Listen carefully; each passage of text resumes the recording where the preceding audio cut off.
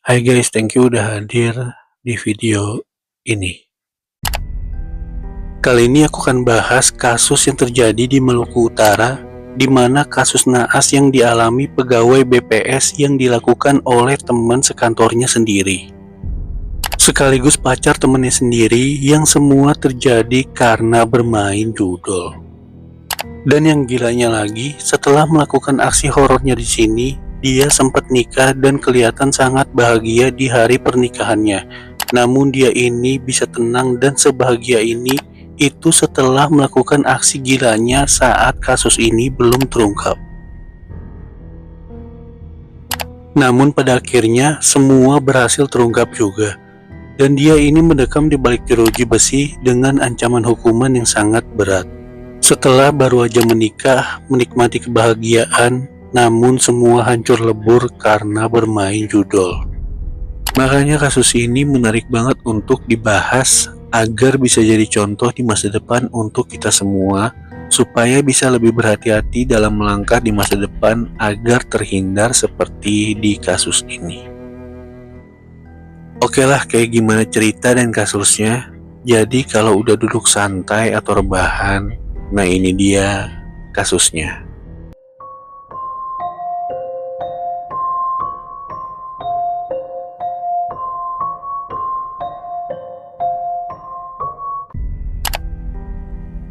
Karya Listianti Pratiwi atau yang biasa dipanggil Tiwi, yang lahir di tahun 1995 yang berasal dari Magelang, Jawa Tengah.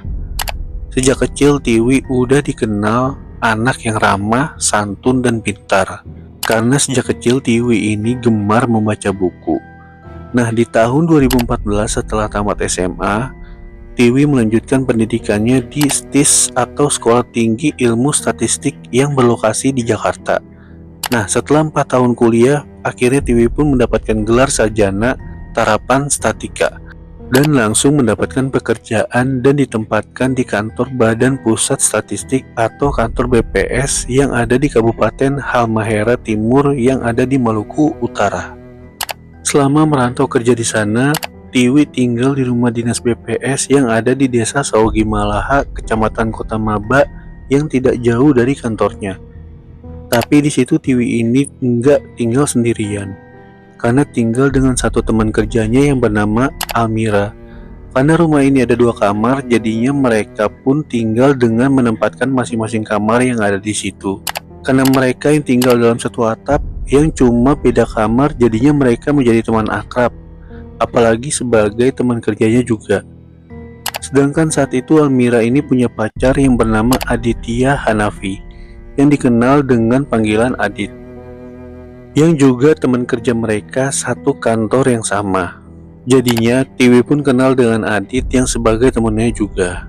Nah, Adit yang berasal dari Jakarta sebenarnya punya nama baik yang bagus di lingkungan kerjanya, karena dia ini dikenal sebagai pegawai yang berkinerja baik dengan jabatan statistisi ahli pertama. Begitu juga dengan Tiwi. Pada saat itu yang udah di bulan September 2024, Tiwi sempat mendapatkan Employee of the Month di kantornya. Nah, ini adalah penghargaan dari kantornya karena kinerja yang bagus di bulan itu. Sedangkan di bulan selanjutnya, di bulan November tahun 2024, itu giliran Almira yang mendapatkan Employee of the Month. Nah, di bulan Januari tahun 2025, Adit yang gak mau kalah bersaing mendapatkan Employee of the Month juga. Yang mana saat itu mereka bertiga ini emang sebagai karyawan yang luar biasa dan kompeten di kantornya. Nah, di samping itu, di luar pekerjaannya, Tiwi juga masih gemar membaca buku. Bahkan dia juga udah nabung dari uangnya sendiri untuk membangun perpustakaan gratis untuk anak-anak di Kabupaten Halmahera Timur. Bahkan dia juga berencana untuk menamai perpustakaannya dengan nama Perpustakaan Karya, supaya anak-anak di wilayah Halmahera Timur bisa mendapatkan pelajaran buku yang bagus untuk menarik minat baca anak-anak di sana secara gratis. Tiwi juga sangat ambisius untuk meningkatkan anak-anak di sana supaya bisa setara dan mampu bersaing dengan anak-anak yang ada di kota-kota besar. Makanya dia punya cita-cita mempunyai perpustakaan gratis di sana. Kembali ke Adit dan Almira. Setelah mereka berpacaran selama beberapa tahun, pada awal Juli tahun 2025 mereka pun mulai persiapan untuk acara pernikahannya. Yang rencananya acaranya akan digelar di kampung halaman Almira yang ada di Ternate, Maluku Utara. Yang bahkan mereka juga sudah menetapkan tanggal acara pernikahannya, yaitu di tanggal 20 Juli 2025. Yang mana pada saat itu keluarga Almira juga sudah mempersiapkan acara, bahkan mempersiapkan seluruh biaya acaranya. Sedangkan Adit mulai mempersiapkan biaya tiket pesawat untuk mendatangkan keluarganya dan orang tuanya dari Jakarta menuju Ternate. Setelah siap di tanggal 8 Juli, Adit dan Almira ambil cuti di kantornya untuk langsung ke Ternate untuk mempersiapkan acara pernikahan mereka di sana. Sesampai di sana, mereka pun sempat menjalani sesi foto prewedding menjelang pernikahannya. Nah, tapi di balik itu semua ternyata Adit ini punya sisi kelam yang saat itu Almira juga nggak tahu soal sisi kelam yang Adit tutupin. Karena saat itu Adit ini punya kebiasaan ngutang di pinjol untuk bermain judol. Dan dia juga sudah terlilit utang pinjol yang cukup besar yang harus dia bayarkan. Sedangkan saat itu dia juga yang sedang mempersiapkan acara pernikahannya, juga butuh uang buat modal pernikahannya sekaligus untuk beli tiket pesawat buat mendatangkan keluarga dan orang tuanya dari Jakarta. Karena ini Adit pun langsung mengajukan pinjaman kredit ke salah satu bank yang ada di sana sebesar 130 juta dengan niat awal sebagian uangnya itu untuk modal nikah dan juga untuk tiket pesawat. Sisanya untuk melunasi hutang pinjolnya yang saat itu sudah masuk jatuh tempo. Nah, tapi setelah dia melakukan pinjaman kredit ke bank dan setelah megang uang yang begitu banyak, yaitu 130 juta yang cair, malah dia ini bernafsu untuk menggandakan uangnya bermain judol. Jadinya uang yang dari pinjaman bank pun digunakan untuk diputar di judol sampai akhirnya yang cuma dalam satu malam uang 130 juta pun terkuras habis lenyap di hari itu. Karena itu membuat Adit kebingungan, panik, resah karena modal nikah, biaya untuk tiket pesawat, serta uang yang seharusnya untuk melunasi pinjaman yang sudah jatuh tempo habis tidak tersisa.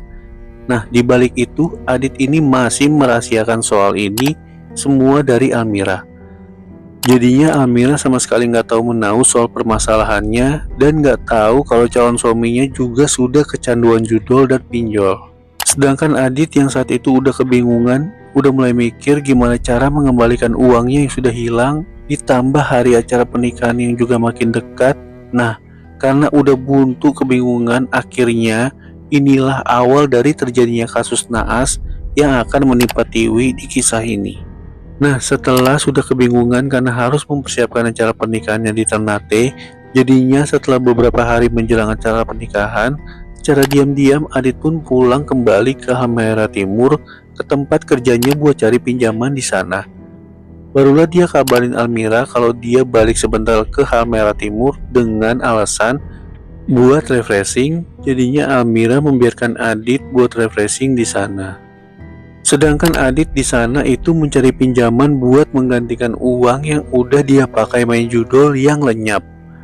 Ketika udah mentok mau cari kemana lagi yang udah buntu jalan keluar, teringatlah dia dengan Tiwi, teman satu kos Almira yang punya tabungan dengan jumlah yang dia perlukan.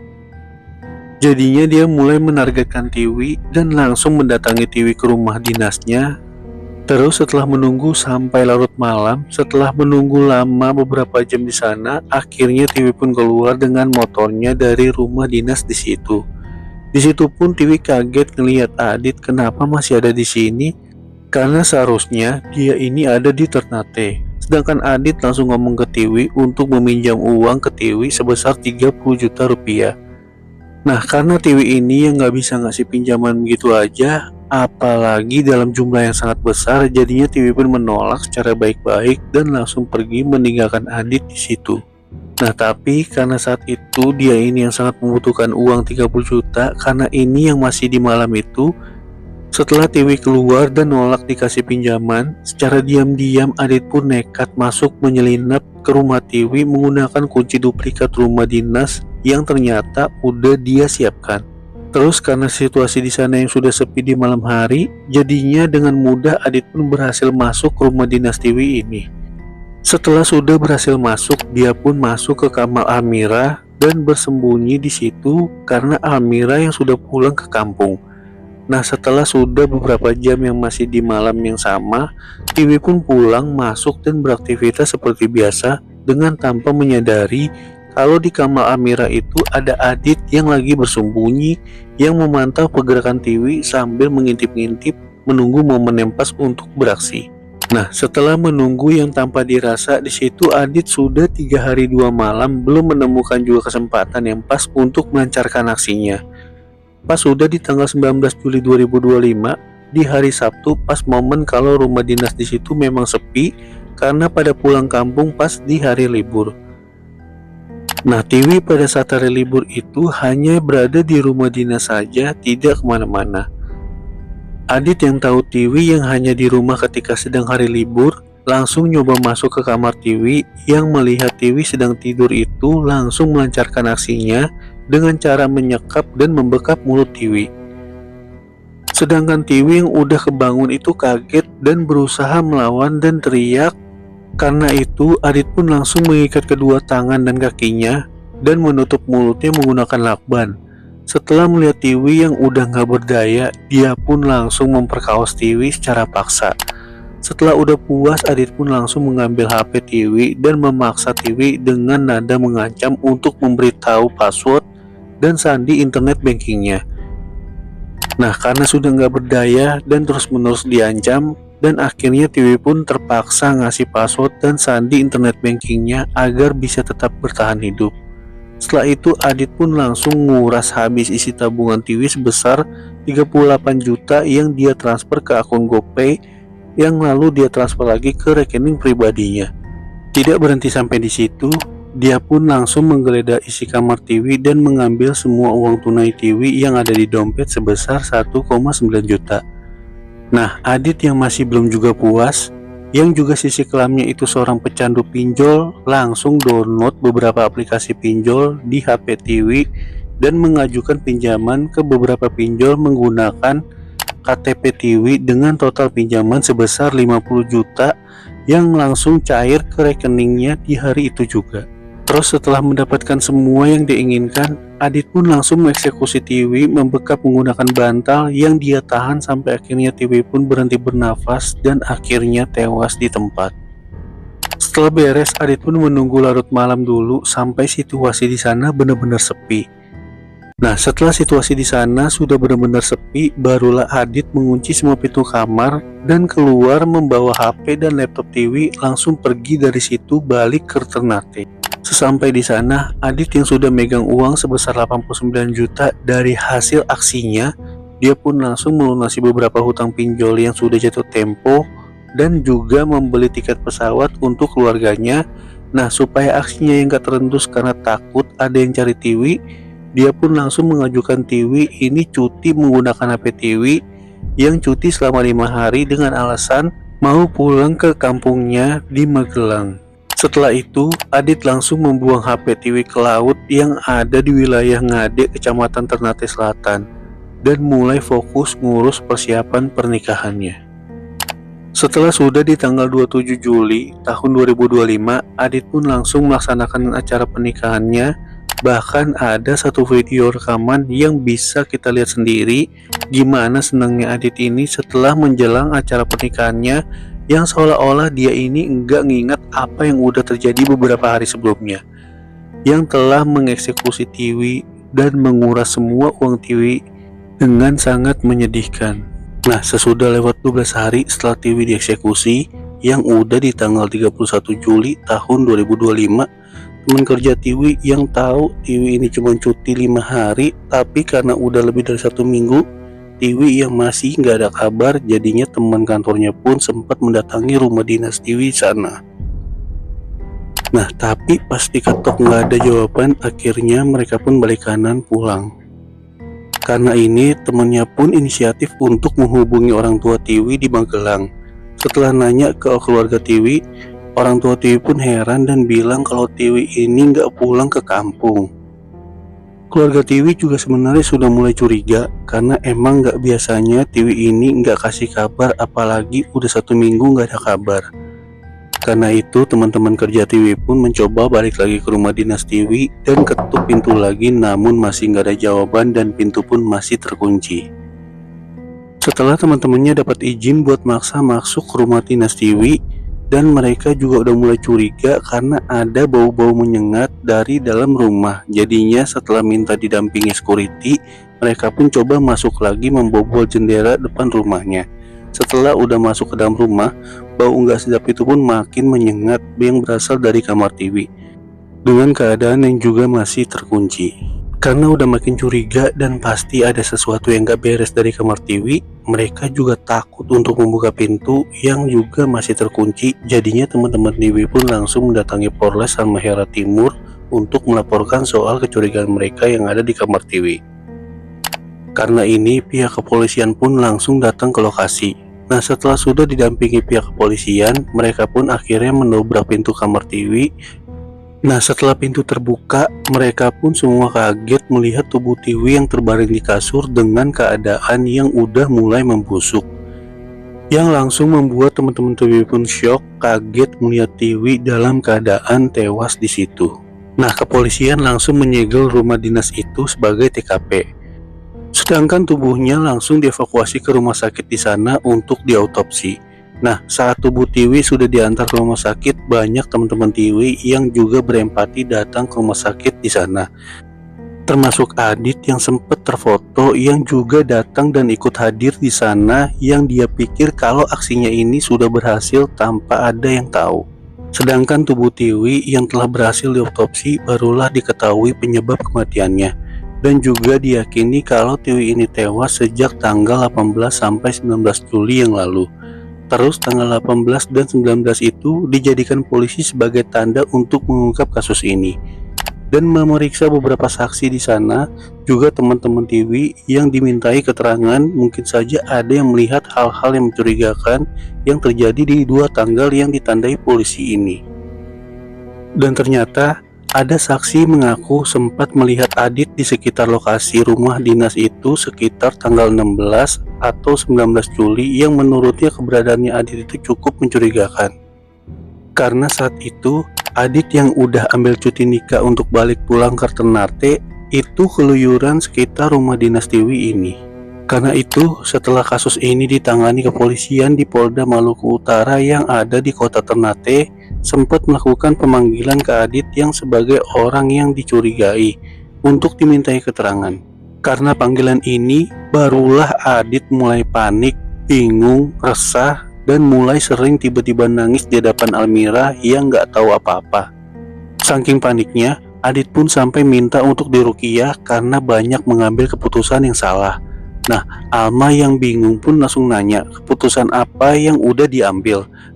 Nah, Adit pun mengakui ke Alma kebiasaan buruknya yang terjerat pinjol dan judol, bahkan dia juga mengakui sudah menghabiskan uang sebesar 130 juta di judol. Almira pun kaget karena baru tahu Adit yang udah resmi menjadi suaminya itu kecanduan judol dan pinjol. Nah, tapi soal apa yang dilakukan Adit ke Tiwi itu masih dia sembunyikan rapat-rapat. Nah, setelah Adit yang udah mendapatkan warning panggilan dari kepolisian yang kalau dia nggak datang juga akan dijemput paksa, akhirnya Adit pun datang memenuhi panggilannya untuk datang ke Polda Maluku Utara.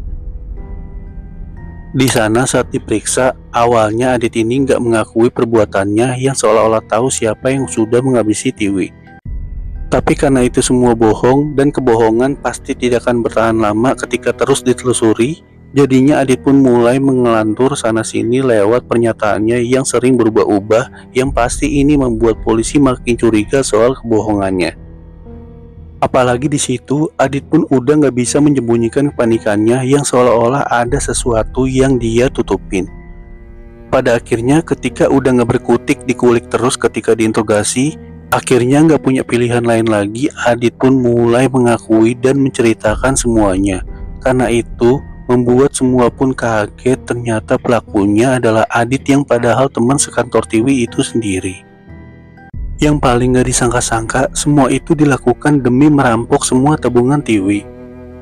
Bahkan sempat mengajukan pinjol dengan identitas pribadi Tiwi sebanyak 50 juta ke beberapa aplikasi. yang dia lakukan karena kebutuhannya dengan menghabiskan 130 juta dalam semalam buat judol setelah dapat pinjaman kredit bank saat itu. Yang aturan uang itu untuk biaya persiapan pernikahan, biaya tiket pesawat untuk keluarga, dan juga untuk bayar pinjol yang sudah jatuh tempo. Tapi semua habis ludes karena ambisi kebutuhan Adit ini. Karena itu, dengan apa yang udah dia lakukan, Adit ini terancam hukuman yang cukup berat karena terjerat 3 pasal sekaligus, yaitu 339, 351, dan 340 KUHP tentang pembunuhan berencana, yang udah pasti terancam hukuman 20 tahun penjara, penjara seumur hidup, atau hukuman mati. Nah, semoga dia ini bisa dihukum seberat-beratnya untuk keadilan Tiwi. Karena Tiwi menjadi korban yang aturan gak ada sangkut pautnya sama sekali dengan urusan pribadi si Adit ini. Bahkan Tiwi gak pernah cekcok, bahkan terlibat dendam dengan orang ini. Namun naas tewas di tangan orang ini. Soal Tiwi, akhirnya Tiwi dipulangkan dan dimakamkan di Magelang, tempat kampung halamannya. Semoga Tiwi mendapatkan tempat terbaik di alam sana. Melihat kebaikan dan tujuan mulia serta cita-cita Tiwi yang dia kejar semasa hidupnya. Untuk membangun perpustakaan gratis, namun semua sirna di tangan pecandu judol seperti orang ini. Ya, jadi inilah kasus yang terjadi di Halmahera Timur baru-baru ini. Nah, dari kasus ini, semoga bisa menjadi contoh untuk kita semua, terutama untuk kalian-kalian yang masih terjebak bermain judol. Lihat nih, Adit yang udah menjadi karyawan dan juga punya pekerjaan jelas, bahkan berprestasi, semua hancur lebur kehidupannya karena judol. Semoga kita semua disadarkan dan lebih membuka mata setelah melihat kasus ini. Melihat semua yang terjadi, yaitu karir, keluarga, keuangan, pekerjaan, prestasi, semua hilang dari kehidupan orang ini karena bermain judol.